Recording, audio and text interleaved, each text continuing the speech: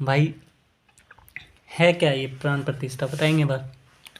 भाई प्राण प्रतिष्ठा बेसिकली क्या समझते हैं अपन। जैसा कि नाम है, हमारा धर्म क्या बोलता है? सनातन। सनातन। सनातन का अर्थ क्या है? जिसका ना तो कोई आरंभ है ना कोई अंत है, अच्छा, ना तो उसे शुरू किया गया है ना वो कभी खत्म हो सकता है। तो एक्चुअल में है क्या, मतलब क्या राम मंदिर का इतिहास क्या है?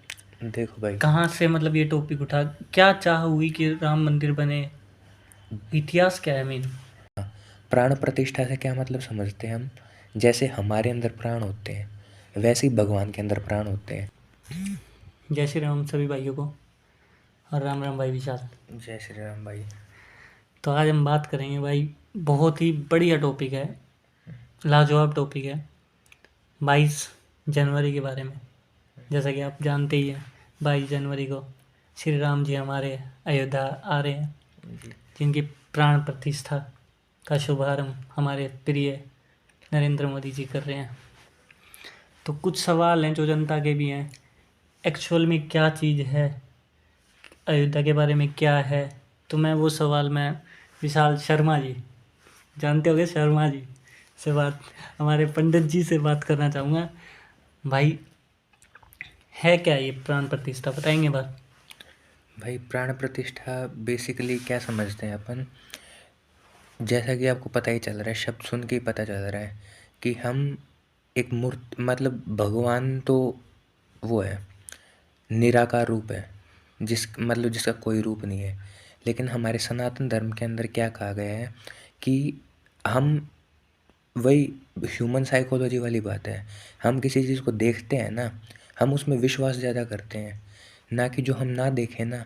अब किसी को आप देखोगे ना, आपको चाँद, सूरज या कोई भी जो चीज़ दिख रही है ना, आपको वो ज़्यादा अट्रैक्टिव लगेगी। अगर आप किसी से पूछोगे सैटर्न, शनि है, बिल्कुल। कोई दूसरा ग्रह है, तो वो एक बार सोचेगा कि सच में एग्ज़िस्ट करती भी है, नहीं करती। लेकिन जो चीज़ देखता है ना इंसान, वो चीज़ बहुत मैटर करती है।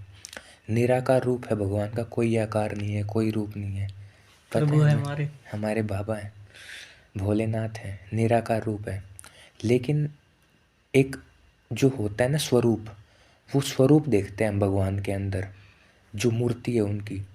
तो हमारे सनातन धर्म में क्या बताया गया है कि एक मूर्ति है जो हमने क्रिएट की है। भगवान को तो कौन क्रिएट कर सकता है, लेकिन हमारे मन के अनुसार हम एक प्रतिमा बनाते हैं कि भगवान ऐसे रहे होंगे। हम भगवान के अंदर खुद की छवि देखते हैं, बिल्कुल बिल्कुल। क्योंकि भगवान हम खुद की छवि देखते हैं, इसलिए हमने भगवान को एक मनुष्य का स्वरूप दिया है। देने को तो हम जानवर को भी दे सकते थे, कोई जानवर भी हो सकता था, उसकी मूर्ति बना सकते थे। लेकिन हम क्या करते हैं, किसी मनुष्य रूप को देखते हैं और उसके अंदर क्या करते हैं, प्राण प्रतिष्ठा। प्राण प्रतिष्ठा से क्या मतलब समझते हैं हम? जैसे हमारे अंदर प्राण होते हैं वैसे ही भगवान के अंदर प्राण होते हैं। आप कोई चीज़ निर्जीव है उसकी पूजा थोड़ी ना करोगे, भगवान के अंदर प्राण प्रतिष्ठा करोगे, आपकी भावनाएं जुड़ जाती हैं उस चीज़ के साथ। इसलिए हम क्या करते हैं, उसको गेहूँ, जो हमारा अन्न होता है, फल होते हैं, उनके अंदर भगवान की मूर्ति को रखा जाता है। फिर उसकी प्राण प्रतिष्ठा की जाती है मंत्रों के साथ, जो हमारे वेदों में मंत्र मतलब बताए कहने गए। का एक्चुअल यही पॉइंट है कि हाँ, आप मूर्ति में प्राण डाल रहे हैं, मूर्ति में प्राण डाल रहे तो हैं। उसके साथ हम जुड़ सकें, हाँ, जुड़ सकें। उसमें प्राण डाल के उसकी प्रतिष्ठा हम बिल्कुल, डाल रहे हैं। बिल्कुल। तो एक्चुअल में है क्या, मतलब क्या राम मंदिर का इतिहास क्या है? देखो भाई, कहाँ से मतलब ये टॉपिक उठा, क्या चाह हुई कि राम मंदिर बने? इतिहास क्या है मेन? पता है बात क्या है, राम जी खुद इतिहास है अपने आप में। ठीक है, बिल्कुल है। इतना बड़ा इतिहास है भगवान का कि हम कुछ शब्दों के अंदर उसको समेट ही नहीं बिल्कुल सकते। नहीं, बिल्कुल नहीं। लेकिन फिर भी हम अपनी कैपेसिटी के हिसाब से कुछ चीज़ें ऐड कर सकते हैं, बता सकते हैं भगवान की उसमें। जैसे बात क्या हुई थी, जैसा कि सब लोग जानते हैं, भगवान ने अयोध्या के अंदर मनुष्य अवतार लिया। मनु के वंशज थे भगवान श्री ठीक। राम। तो उन्होंने अपना कार्यकाल किया पूरा, त्रेता युग के अंदर जन्म लिया। उसके बाद भगवान ने ले ली जल समाधि। जल समाधि लेने के बाद अयोध्या नगरी थोड़ी सी वो हो गई, बिखर सी गई, क्योंकि भगवान चले गए, उनके जो आराध्य थे वो उनके बीच से चले गए, तो लोगों का मतलब एक युग ख़त्म हो रहा था, और जैसा कि एक टाइम पीरियड हर चीज़ का होता है, तो टाइम पीरियड के साथ कम हो गया अयोध्या के अंदर, मतलब बिखर सी गई है अयोध्या। तो बाद में क्या हुआ, जो भगवान श्री राम के पुत्र थे ना कुश, उन्होंने उस नगरी को दोबारा स्थापित किया था। दोबारा स्थापित किया, उसको बेहतरीन बनाया सब कुछ। लेकिन एक टाइम पीरियड के बाद फिर वो वैसी हो गई, खंडित हो गई। बाद में क्या हुआ, जैसे जैसे समय बीतता गया कलयुग आया। कलयुग के अंदर हमारे महंत हुए। तो एक महंत थे, उन्होंने ये बात उठाई कि हमारे भगवान हैं, उनका जन्म स्थान है, ये है वो है। लेकिन जैसा कि इतिहास भी जानते हैं हम, हमारे देश के ऊपर, भारत देश के ऊपर आक्रमणकारियों ने आक्रमण भी किया। तो उन्होंने क्या किया, जो हमारे सनातन धर्म है ना, सनातन धर्म को विखंडित किया एक तरीके से। हमारे मंदिर तोड़ दिए, हमारे जो प्रीस्ट थे, जो मतलब पुजारी थे, उनको मार दिया। एक तरीके से कहने का मतलब उन्होंने ख़त्म करने की कोशिश की हमें।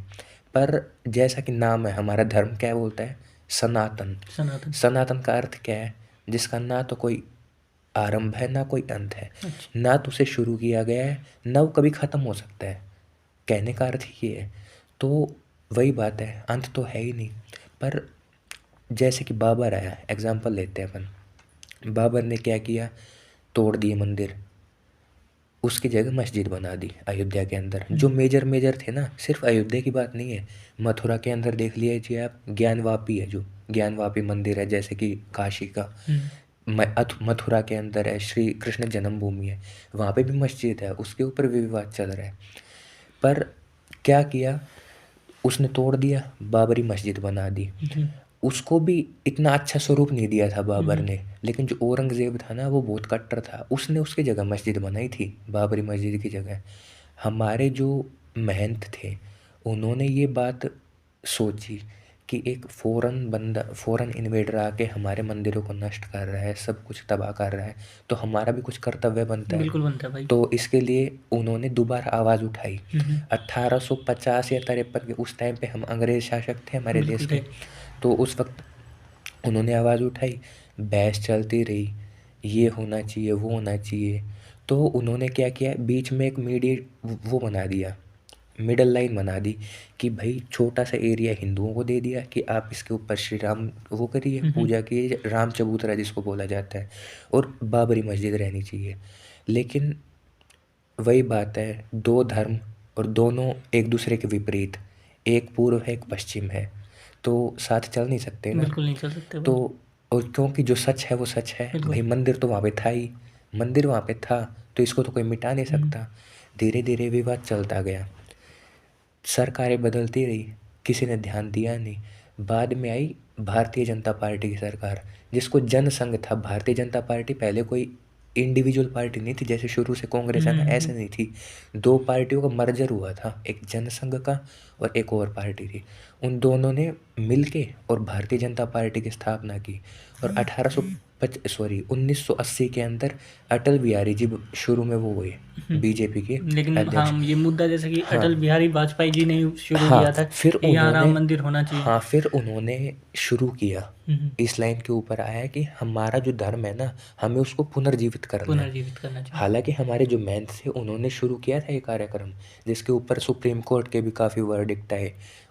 उस चक्कर में मंदिर को भी बंद कर दिया गया और मस्जिद को भी वो कर दिया गया कि यहाँ पे। हालांकि फिर भी क्या हुआ, मंदिर के अंदर पूजा होती रही, वहाँ पे जो आम लोग थे ना, हम जैसे लोग, उनका प्रवेश वर्जित कर दिया गया। लेकिन पूजा होती रही, कभी भी कोर्ट ने मना नहीं किया कि पूजा बंद होनी चाहिए। पूजा हमेशा होती रही है, ये बात नोटिस करने लायक है। पूजा हमेशा होती रही है भगवान की वहाँ पे, पर हम जैसे लोग नहीं जा सकते थे। अब धीरे धीरे क्या हुआ, लोगों के अंदर अपनी संस्कृति को लेके, अपने कल्चर को लेके, क्या नाम है आपकी, भावनाएं जागृत हुई धीरे धीरे धीरे धीरे। हम क्या होते हैं, आसपास की चीज़ों को देख के इन्फ्लुएंस होते हैं। उस बंदे ने ये जूते पहन रखे हैं, यार ये जूते तो बड़े सुंदर लग रहे हैं, मेरे पास भी होने चाहिए।